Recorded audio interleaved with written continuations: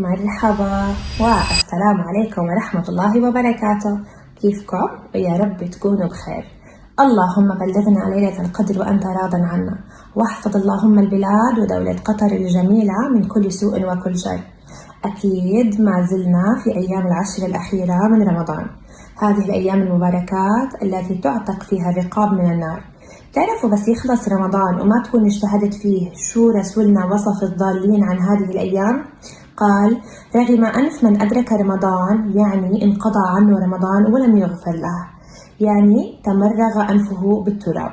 فرمضان هو شهر العتق من النار، وفي كل ليلة من شهر رمضان يوجد عتق رقاب، وأكثر ليلة هي ليلة القدر.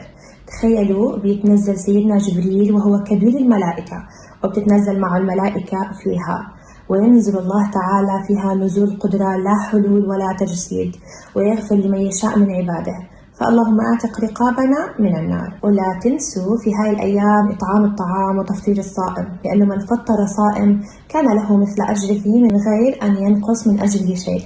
كمان لا تنسوا صدقة الفطر، ولا جبر الخواطر، ولا أداء الحقوق للعباد، وكذلك الأمر بالمعروف والنهي عن المنكر. وبدي أذكركم بحديث الرسول صلى الله عليه وسلم حينما قال: من صام وقام رمضان إيمانا واحتسابا غفر له ما تقدم من ذنبه، وإن كنت مقصر فيما سبق فربنا أعطاك فرصة أخيرة. وقال: من قام رمضان إيمانا واحتسابا غفر له ما تقدم من ذنبه.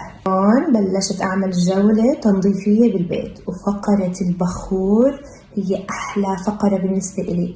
طبعا إذا كان بالعود واللبان. وتجهيز الطبخة، طبخت هون شيش برك، مين فيكم بيحبها؟ طبعا هاي الأكلة عشقي.